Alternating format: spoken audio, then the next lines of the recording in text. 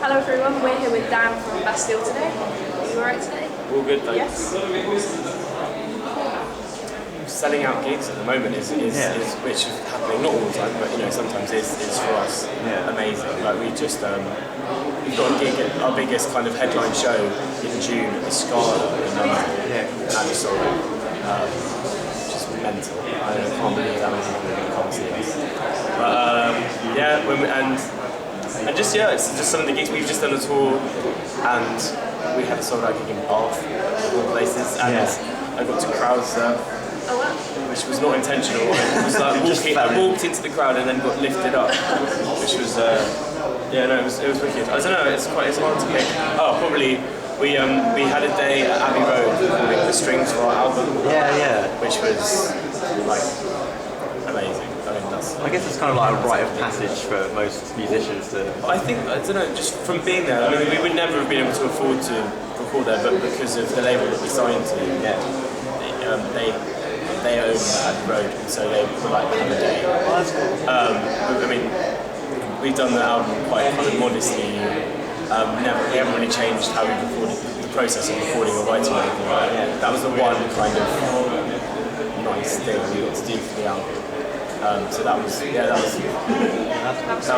it was really amazing, and it felt so cheesy, but we were just all there like, wow, you have to be, and the strings always sound incredible, and just so a whole group of strings. the 6 or 7, and we layered them up. So there weren't that many, but it sounds huge. And it was a really fun day. That's what we did. So that's going to be on the album. So we did I think 3 songs for the album, strings for them, and then we did we've got a song called Floors, and we arranged it on the strings. So they were playing it, and we were kind of standing opposite them, sort of kind of conducting it and singing along. It was a little bit shambolic, but it was a lot of fun. I guess so, but until now we were never really pushing things out. I mean, the thing with radio and media is if people pick up on it, that's wicked. Sometimes they don't, if they're not interested. It's obviously nice to be maybe branching out a little bit more now. But I mean, it's a weird thing that a lot of people that like our music often kind of seem a bit, not baffled, but they always kind of either expect us to be more well known than we are, or are like really surprised that we're not more well known. So I don't know, but these things take time. We did our first gig this time last year, so I think for where we are right now, for me it feels like it's happened quite nicely and progressed. Just having people that know our songs, I still find totally mental. We played it. Saying this, I'm sure our gig tonight's going to be empty, but we played it live at Leeds last weekend. Just like the greatest gig. Both. And it was so mad. We played at 3 in the afternoon at this place called at the Leeds Met Union. And it was like 1,100 capacity venue. We got there, sound checked, and we're like, this is going to be so depressing. We came out on stage and it was really busy. And the sound, the stage manager came up to us afterwards and was like, "Got some news for you." It hit capacity when you were playing, so it was 1 in, 1 out. Who are these people? Who are these people who come to see us? I don't know. That's a pretty roundabout way of just saying. It's nice. It feels like the first time that some people have kind of heard, not many, but some people have heard of us now. And being able to go on tour and play in cities that we've never really been to before and have complete strangers come and sing the songs back at us, it's just mental. And if that continues on any kind of scale.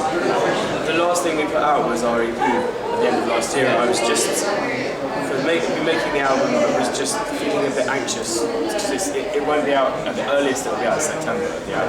So I was just feeling really anxious about not having released anything. And we'd done a cover of City High at the end of last year as well. And people seemed to really like it, and it was a lot of fun to make and just kind of maybe production-wise push things a little bit more into the arena of things that I like to listen to. Yeah. And me and Mark, the producer that I work with, just to kind of explore the sounds that, just interesting sounds that maybe wouldn't sit on a Bastille. Yeah, that's what I thought. But how I would, in an ideal world, maybe want to sound. And also been listening to a lot of The Weeknd and Frank Ocean and people like that who have famously put their music out for free and made it as accessible as possible. So I think I was chatting to Mark, the guy who I work with, and we just really want to do something. Yeah. And the idea of just doing an album with covers, it seems.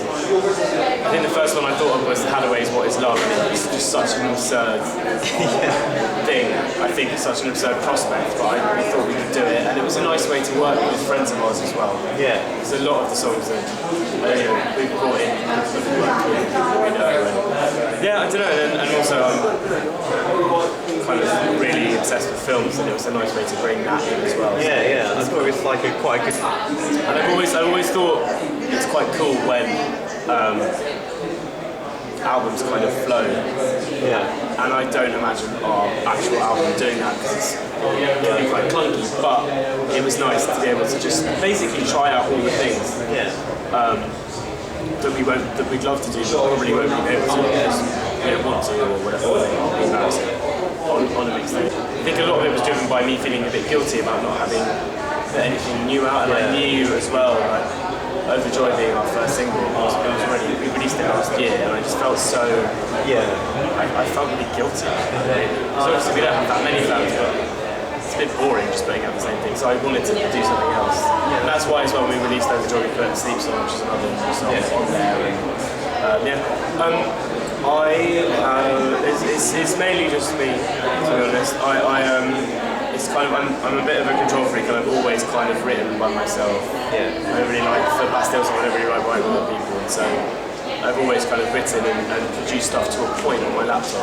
Yeah. And then this guy Mark, my friend who's a producer who I work with, I'll take stuff to him, and we'll kind of, he'll basically help me make the production better, and we'll just build things from there. But the guys have come in and done bits and bobs of the song. It's primarily, I think the reason that I record as I do is because I like the freedom that it affords. I think as a band, everyone feels they have to be on every track. Exactly. And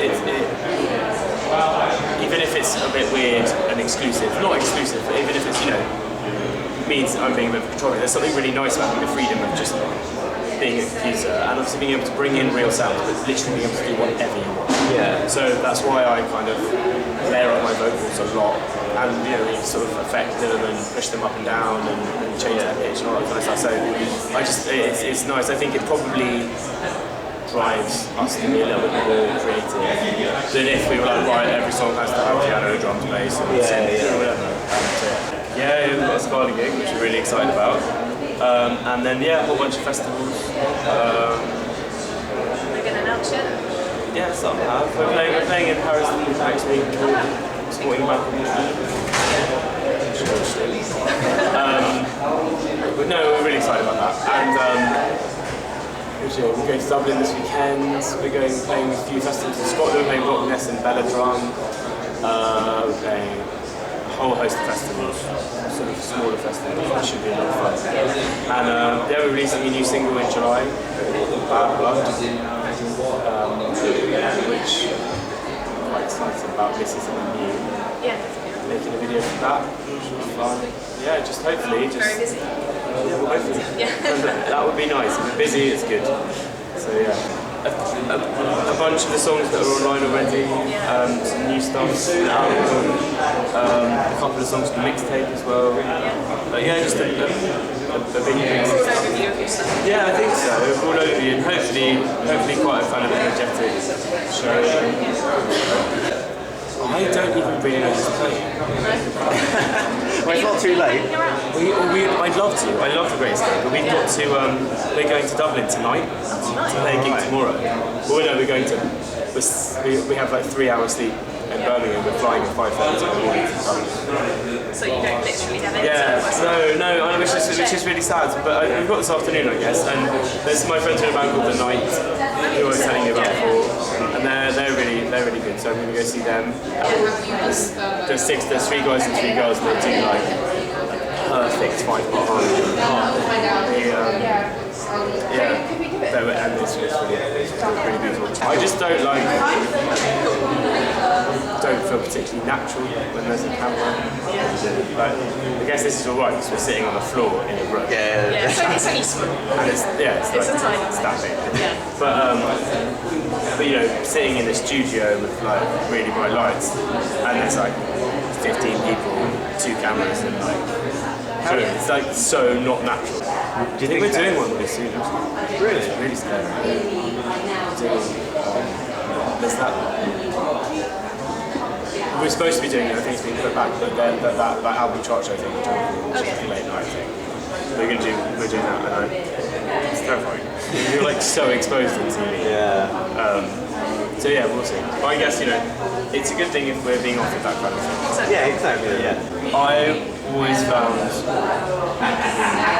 terrifying. I always feel really scared. The more we talk, the more relaxed I get, I think. But it used to be to the point where I was like, I literally couldn't think about anything else all day. Yeah, I think before Bastille, when I was playing by myself, I'd always sit behind the piano, and it took quite a lot for me to like get up and stand in front of the stage with the mic. I felt like such an arsehole. But yeah, I guess it's getting easier.